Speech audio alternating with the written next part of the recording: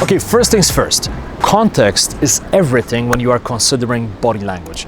And the reason I want to talk to you about it right from the get-go is because a lot of people make a mistake of learning a couple of body language tips, like never cross your arms. Whenever somebody crosses their arms, it means that they are negative or defensive or they're hiding something. Or whenever somebody scratches their face, it means that that person is not very honest. Or whenever someone gets stressed out, it simply means that that person is lying, that that person is hiding something.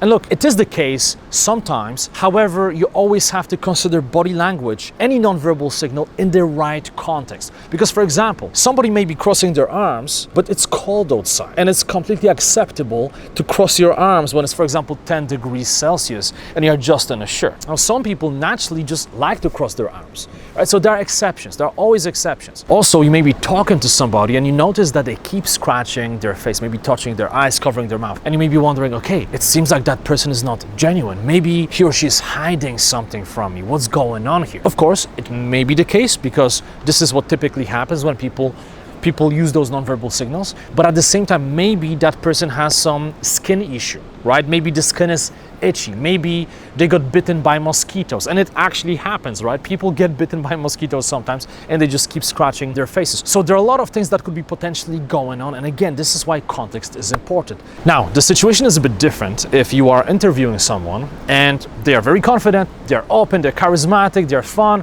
Now, it gets tricky when suddenly you ask a question like, hey, tell me, why did you quit your last job?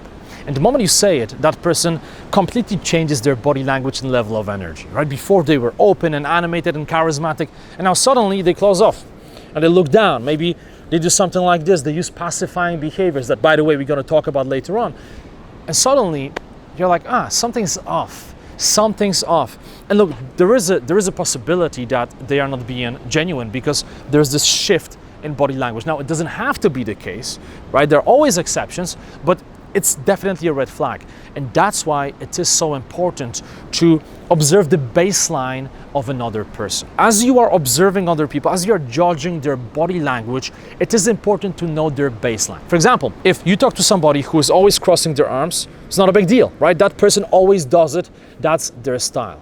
But again, if you talk to somebody who's always like this and then suddenly they cross their arms, the moment you ask them, hey, do you agree with me? And they're like, yeah. Sure, yeah, I agree with you, right? Or you talk to them, it's like, hey, what do you think? We should maybe go to that business conference as a team. What do you think? And that person says, well, yeah, certainly. I see your point. We should definitely go. We should definitely do it. Do you see this, right?